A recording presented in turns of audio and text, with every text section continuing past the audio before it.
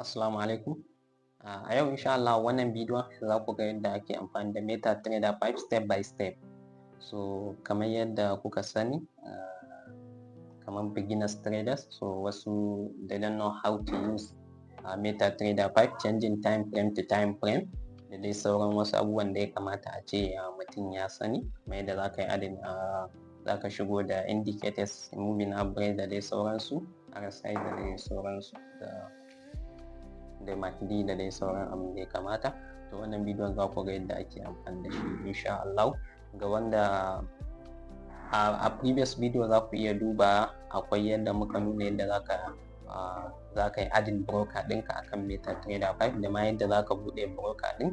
Link ɗin yana wannan bidiyon, description na wannan bidiyon a YouTube channel ɗinmu.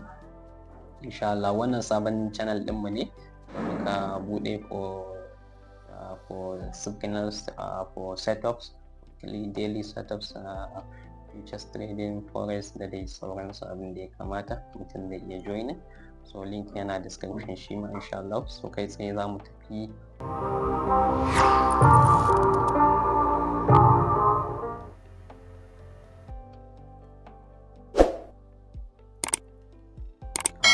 Play Store. Idan baka da MetaTrader 5 sai ka je ka ɗauko ta.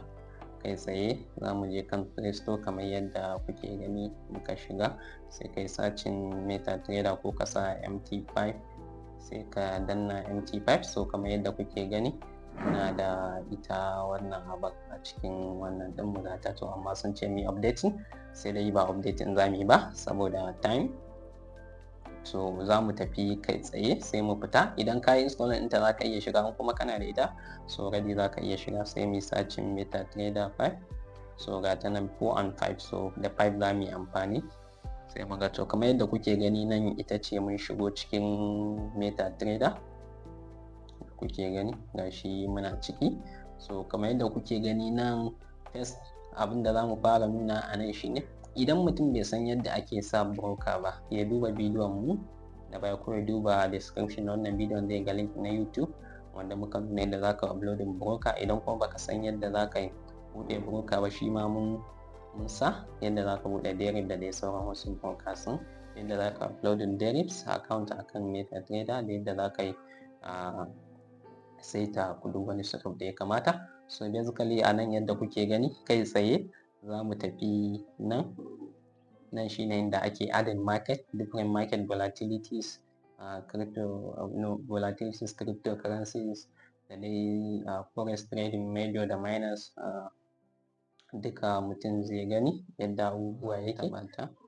Amma haka sai mu taɓa. To a nan za ka ga different market, saboda derivatives yana offering different market like kamar volatility, jumps da kuma step index, crash and boom, cryptocurrency, forex, forex major, forex minor, zero split, ga sunan metal, zero split, stock indices, gashi nan dai different market. Sai sa muke amfani da broker wannan derivative.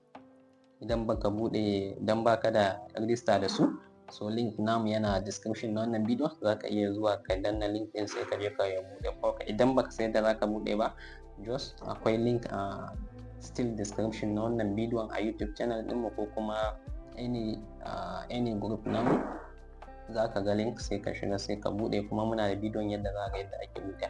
So kai tsaye kamar yadda kuke gani wannan volatility ne index, za mu iya zuwa mu yi adin.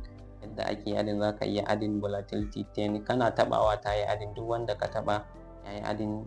Idan ka gama sai ka zo, idan crash and boom ne za ka zo yadda shi ma za ka yi adin ɗinsa sai ka taba. Idan ka gama, idan step index ne shi ma za ka iya taba, idan range ne za ka iya taba shi ma, idan jump ne shi ma za ka iya zuwa ka taba su, idan indices ne za ka iya zuwa ka taba su shi ma, idan basket ne shi ma za ka iya zuwa ka taba shi, idan derivative indices ne, derivative indices kamar euro indices, aussie dollars, cables da dai aussie CHF, USD CHF, USD JPY da dai sauransu, duk za ka iya zuwa ka taba.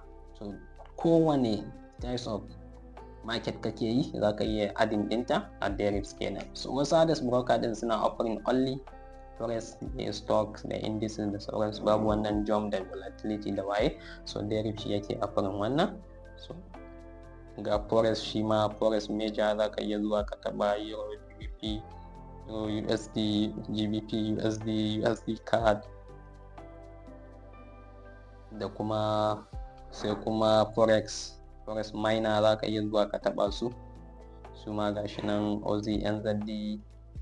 Those are not related with the USD, so those are they call it, or we call it normally say forex miners.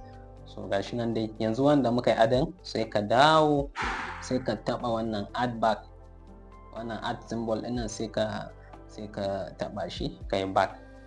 So idan kuka zo za ku ga duka wannan market din da muka yi adin ce, za ku gani mun fara adin volatility, sannan boom, step index, and break, jumps, ga su nan dai, sai kuma indices, sai kuma Aussie basket, sai kuma currency majors, sai kuma currency miners, ga su nan dai duk kuna gani shine. So kowane market ka shiga a nan, yanzu misali in ka shiga euro USD tana cikin major pace, so za ga ita ma gashi in kuka ga market din gashi yadda yake.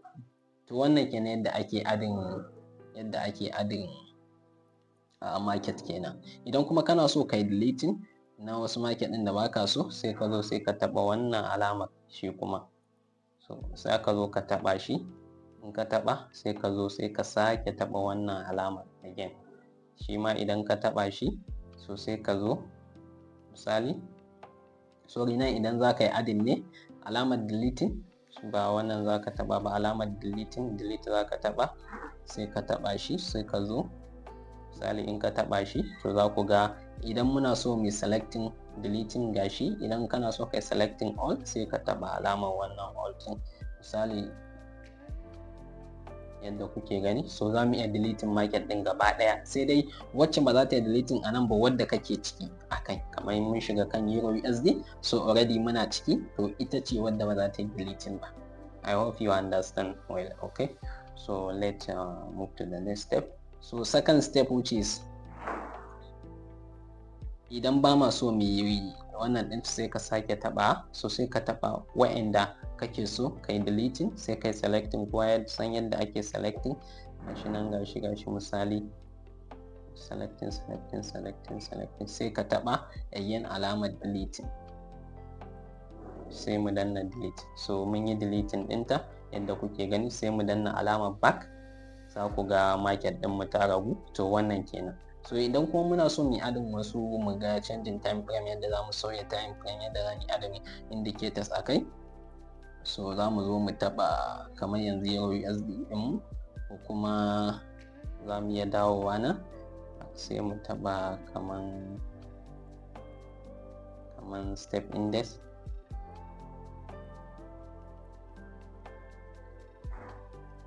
nan step index ne akan volatility